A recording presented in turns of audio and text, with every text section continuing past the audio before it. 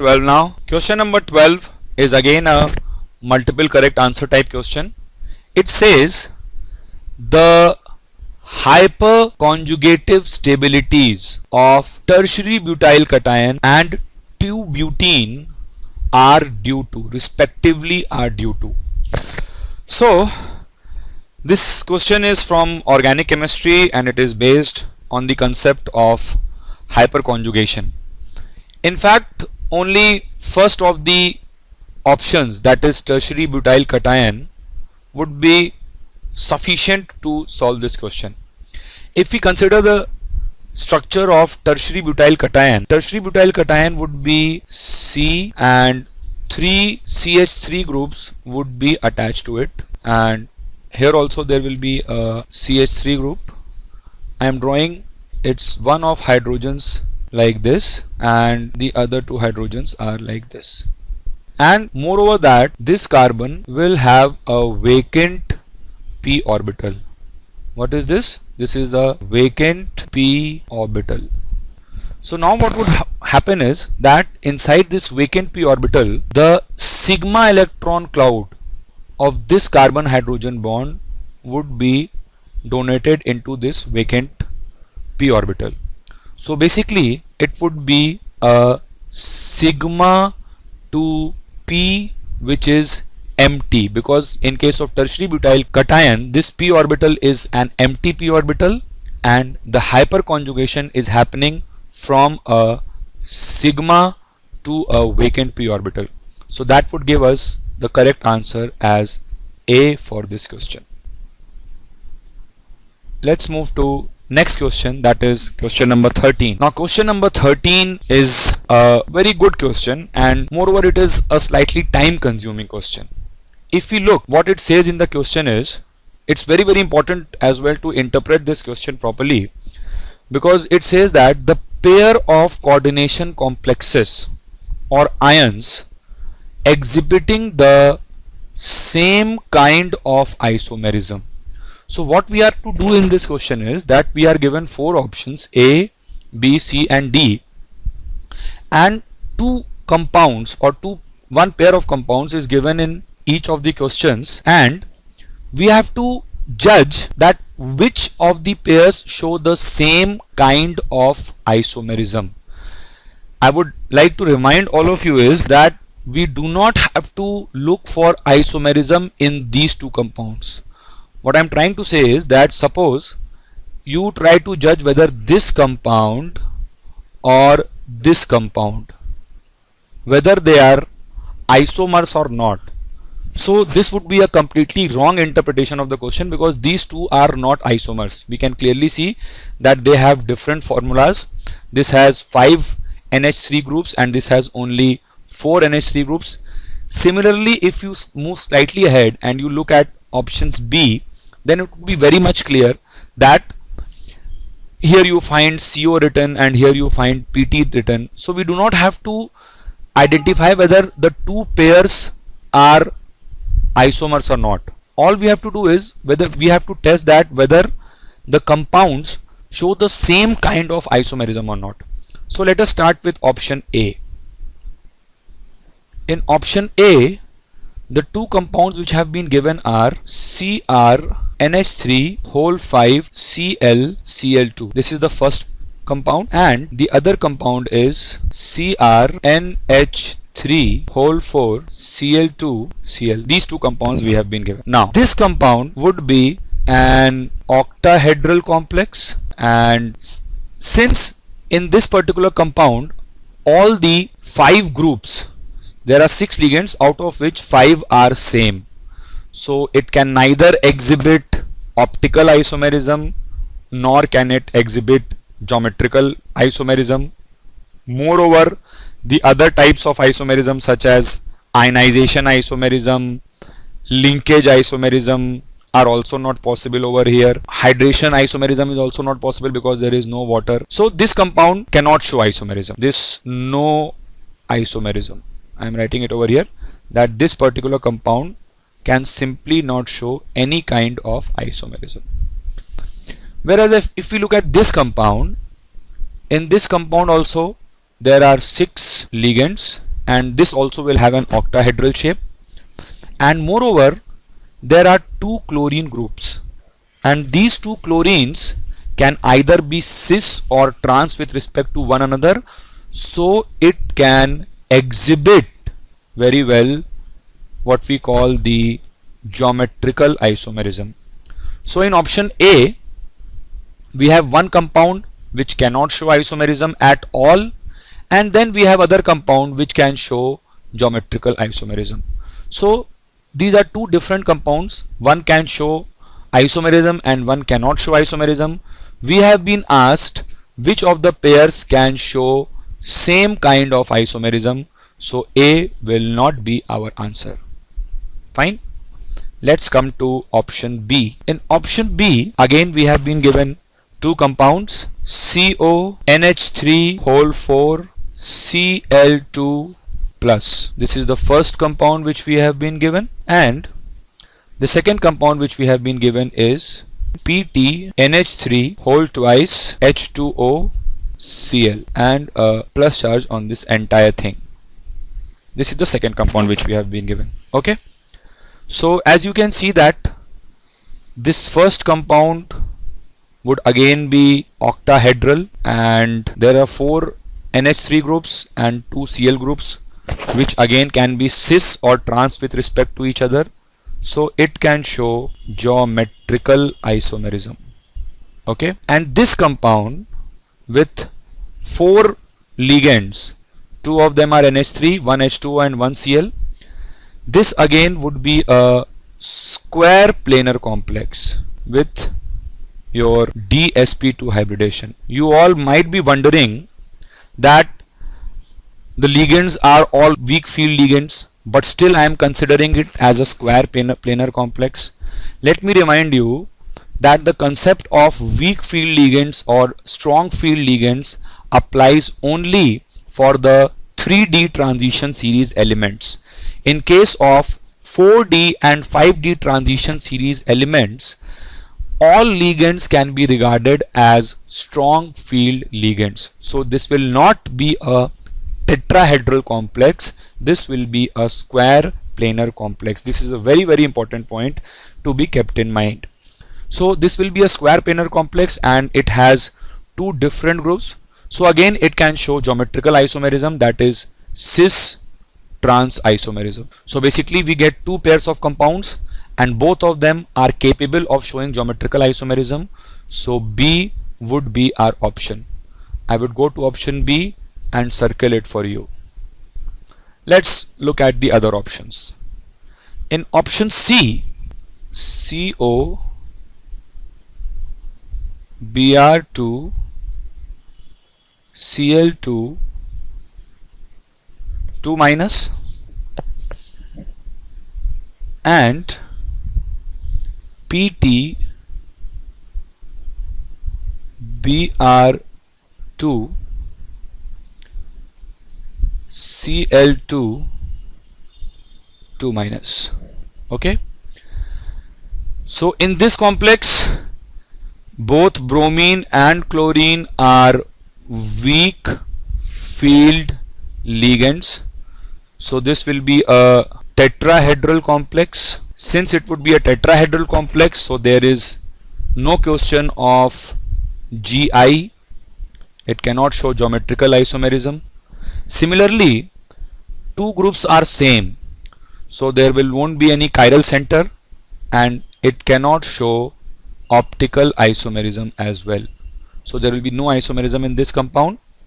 If we come over here, again platinum would be a square planar complex.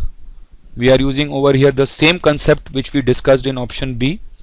It would be a square planar complex and there are two groups, so they can be cis or trans, so it can show GI because there are two different groups, so there can be cis or trans, there can be geometrical isomerism. So again C would not be our option. Let's come to option D now. If you look at option D, the two compounds which have been given are PT NH3 whole thrice NO3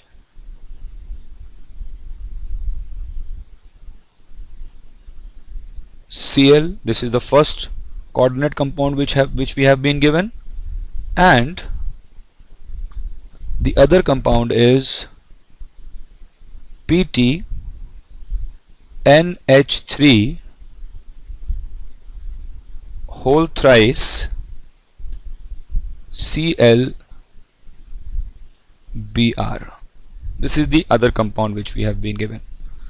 Now this is a classical case of these two can interchange their positions, and similarly these two can interchange their positions. And what do we call such kind of isomerism? We call it ionization isomerism. So both these compounds in this pair, they both can show ionization isomerism. So D will also be one of our answers. So if we go back to the options, we had already tick marked D. We will now also encircle D as the correct answer. Let's go to the next question, which is question number 14. Now question number 14 is also from organic chemistry. In this question we have been given some reactants which are being made to react with certain reagents, and we are getting four products, that is P, Q, R and S, and we are to find out which of the following products would be aromatic in nature. This is the question. So let us go to the options one by one. Let us consider, let's start with option A first. Let's see what's given over there. In option A, it says that we are carrying out the following reaction. This is the reactant rather, and we are making it react with AlCl3. Now if you try to recall the functioning or the role of AlCl3, AlCl3 acts as a Lewis acid because of the vacant orbitals of aluminium. Because it is a Lewis acid, what it will do is that it will extract the Cl minus from this compound, and we'll be left with the cyclopropynyl cation plus AlCl4 minus. So this clearly, according to Huckel's rule, is an aromatic species. So that is your first compound, that is P. This has been named as P in the question, is aromatic. Let's come to other option, that is option B. In option B, it says that we have cyclopentadiene, and we are making it react with NaH. NaH is basically your Na plus and H minus. Now H minus is a very strong base, and what it's fundamentally going to do over here is that there are two hydrogen groups, and what it's going to do is that these hydrogens are your acidic hydrogens. What does this mean? That they are acidic in nature. So this will extract, H minus will extract this hydrogen as H plus, and you will be left with the product which will be cyclopentadienyl anion, which again satisfies the Huckel's rule and this will be aromatic in nature. So your Q is also aromatic. Okay, so C is an interesting option. Let's examine it very carefully. It says that we have a compound which is a diketone. Okay, you call it a diketone because we have one, and this is one C double bond O group and this is the other ketone. So we have a diketone and we are making it react with ammonium carbonate, that is NH4 whole twice CO3. Now looking at a diketo group, you might be forced to think that aldol condensation is going to take place over here, but let me tell you this is not the case, because for aldol condensation to take place we must have a strong base. NaOH could have been a strong base, sodium carbonate too could have been a strong base, but the role of NH4 whole twice CO3, that is ammonium carbonate over here, is to, what it will happen is that this NH4 group, NH4 plus, we all know is weakly acidic, and CO3 minus is a base.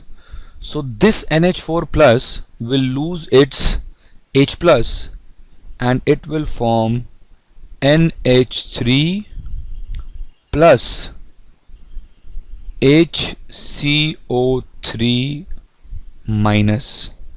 Okay, so the function of NH4 whole twice CO3 over here is to supply ammonia gas. This is what's going to happen with ammonium carbonate. Mind you, aldol condensation is not going to take place because this is not a strong base. Aldol condensation will not happen. So now what the reaction would take place is that this diketo, the reactant which we have is, which is a diketone, double bond O and a double, it will combine with NH3, and I hope all of you must have studied the formation of an imide. So there will be an imide form, that sort of a reaction basically, and what we'll get is this keto group will remain intact and we'll get a double bond NH over here, that is basically minus H2O and imide formation. Pose this on heating this compound. When we heat it, the product will be NH2 over here, double bond methyl group, double bond O and a CH3 over here. This is the product which will be obtained. Now this lone pair on nitrogen attacks the electron deficient carbon of carbonyl and a ring formation takes place, followed by dehydration, and what we get is basically a derivative of a compound known as pyrrole. This is a derivative of a pyrrole which again happens to be aromatic. So all the three options which we have seen so far, all of them have yielded aromatic compounds, so all of them are correct. Let us examine D as well. D is fairly simple. We have a cyclotropylium sort of a cation.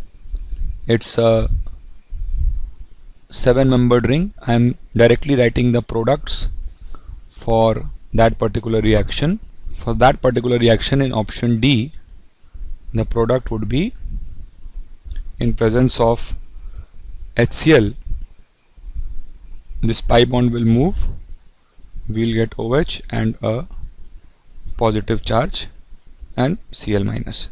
So this again is your typical tropylium cation, and this also is aromatic. So the correct answer for the question will be all the four options are correct for this question. That is A, aromatic, B is also aromatic, that is Q, C is also aromatic, and D is also aromatic. I would rate it as one of the better questions of JEE Advanced 2013. Thank you.